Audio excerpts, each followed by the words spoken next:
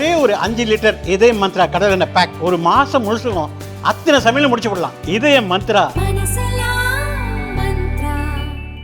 காவிரியின் குறுக்கே மேகதாட்டு அணை கட்டுவதற்கு கர்நாடக துணை முதலமைச்சர் டி.கே. சிவக்குமார் மத்திய அரசு அனுமதி கொடுத்தால் காவிரி மேகதாட்டு அணை கட்டுவதற்கு நாங்கள் தயாராக இருக்கிறோம், அதற்கான அலுவலகத்தை திறந்துவிட்டோம், உடனடியாக மத்திய அரசு அனுமதி தர வேண்டும் என்று கேட்டார். இதற்கு பதிலளித்த கர்நாடக மாநில மத்திய அமைச்சர் குமாரசாமி, திமுகவும் காங்கிரசும் கூட்டணி சேர்ந்து தமிழ்நாட்டில் திமுக ஆட்சி நடைபெறுகிறது, எனவே தமிழ்நாட்டினுடைய ஒப்புதலை பெறாமல் மத்திய அரசால் அனுமதி கொடுக்க இயலாது, எனவே உடனடியாக கர்நாடக முதலமைச்சர் தமிழ்நாடு முதலமைச்சரிடம் அனுமதி பெற வேண்டும் என்று வலியுறுத்தினார். அதனைத் தொடர்ந்து 2 தினங்கள் கழித்து கர்நாடக துணை முதலமைச்சர் டி.கே. சிவக்குமார் மேகதாட்டு அணை கட்டுமான பணி துவங்கிவிட்டதாக அறிவித்துள்ளார். இது வன்மையாக கண்டிக்கத்தக்கது. ஆனால் தமிழ்நாடு முதலமைச்சர் இது குறித்து வாய் திறக்க மறுத்து மௌனம் சாதிப்பது டி.கே. சிவக்குமாருடைய கருத்தை ஒப்பிடுகிற போது தமிழ்நாடு அரசு ஒப்புதல் கொடுத்து விட்டதோ என்று அஞ்ச தோன்றுகிறது. இது குறித்து உரிய விளக்கமளிக்க வேண்டும். காவிரியின் குறுக்கே கர்நாடக அரசு மேகதாட்டு அணை கட்டினால் தமிழ்நாடு பாலைவனமாக மாறிவிடும். ஏற்கனவே திமுக அரசு கர்நாடகத்திற்கு எதிராக போடப்பட்ட வழக்கை திரும்ப பெற்றதால் ஒட்டுமொத்த தமிழகம் ஒன்று கூடி போராடி பெற்ற உரிமையையும் பறிகொடுத்து விடுமோ என்று அஞ்ச தோன்றுகிறது.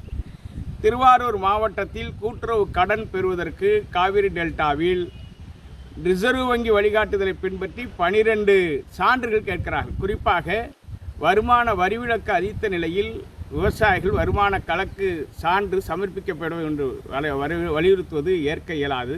கூட்டுறவுத்துறை அமைச்சர் ரிசர்வ் வங்கி வழிகாட்டுதல்கள் தமிழ்நாடு கூட்டுறவு வங்கிக்கு பொருந்தாது என்கிறார். ஆனால் கூட்டுறவு பதிவாளரோ ரிசர்வ் வங்கி வழிகாட்டுதலை பின்பற்றி சிபில் ஸ்கோர் உறுதிப்படுத்தி வருமான வரி கணக்கு தாக்கல் செய்தால்தான் கடன் பெற முடியும் என்று வலியுறுத்துவது ஏற்கத்தக்கதல்ல. திருவாரூர் மாவட்டத்தில் வேளாண் உதவி இயக்குநர்கள் 10 பேர் செயலாற்ற வேண்டும், ஆனால் ஒருவர் மட்டுமே செயலாற்றுகிறார். ஒட்டுமொத்தமாக 9 பணியிடங்கள் காலியிடமாக இருக்கிறது. வேளாண் பல்கலைக்கழகம் உருவாக்கப்படும் என்று தேர்தல் அறிக்கையில் திமுக கடந்த சட்டமன்ற தேர்தலில் வாக்குறுதி கொடுத்தது. இதுவரையிலும் வேளாண் பல்கலைக்கழகம் அமைப்பதற்கு முன்வரவில்லை. மாறாக அருப்புக்கோட்டையில் வேளாண் பல்கலைக்கழகத்துக்கு சொந்தமான 138 ஏக்கர் விளைநிலத்தை இன்றைக்கு சிப்காட் அமைப்பதற்கு தமிழ்நாடு அரசு கைப்பற்றியிருப்பது வன்மையாக கண்டிக்கத்தக்கது. இதனை உடனடியாக திரும்ப பெற வேண்டும் என்று நாங்கள் வலியுறுத்துகிறோம். குறிப்பாக விவசாயிகள் தொடர்ந்து பருத்தி மா விவசாயிகள் போராட்டத்தில் ஈடுபட்டிருக்கிறார்கள். மாவட்ட ஆட்சியர் தலைமையில் விலை நிர்ணயக்குழு அமைக்கப்பட்டு உற்பத்தி செய்கிற இடத்தில் கொள்முதல் செய்வதற்கு உரிய விலை உத்தரவாதமும் சந்தைப்படுத்தும் இடத்தில் உரிய விலைக்கான உத்தரவாதமும் கொடுத்து விவசாயிகளை பாதுகாக்க வேண்டும் என்று வலியுறுத்துகிறோம். ஆனால் தமிழக அரசு அதற்கான எந்த நடவடிக்கையும் எடுக்க முன்வரவில்லை.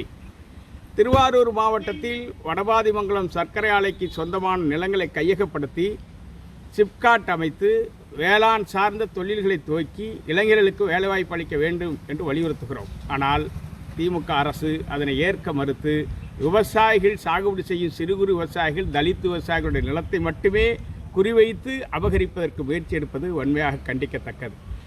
அதுபோல தொடர்ந்து விவசாயிகளுக்கு விரோதமான கொள்கைகளையும் திட்டங்களையுமே தமிழக அரசு தொடர்ந்து விவசாயிகளை அச்சுறுத்தி வருகிறது.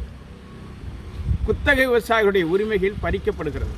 அறநிலையத்துறை குத்தக விவசாயிகளை நில அபகரிப்பாளர்கள் என்று நீதிமன்ற தீர்ப்பை காரணம் காட்டி வெளியேற்றுகிற நடவடிக்கையில் தொடர்ந்து ஈடுபடுகிறது. எனவே அவர்களுக்கு குத்தகை உரிமையை உறுதிப்படுத்தி தர வேண்டிய பொறுப்பு மாநில அரசுக்கு இருக்கிறது. அதை தொடர்ந்து மறுத்து வருகிறது.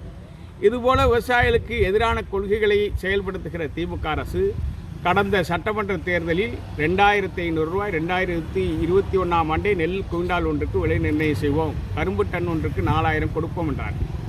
இந்த ஆண்டு தான் அதற்கான விலை உயர்வை அறிவித்திருக்கிறார்கள். ஆனால் இன்றைய உற்பத்தி செலவை கணக்கிட்டு நெல் குவிண்டால் ஒன்றுக்கு 3500, கரும்பு டன் ஒன்றுக்கு 5000 வழங்க வேண்டும் என்று வலியுறுத்துகிறோம்.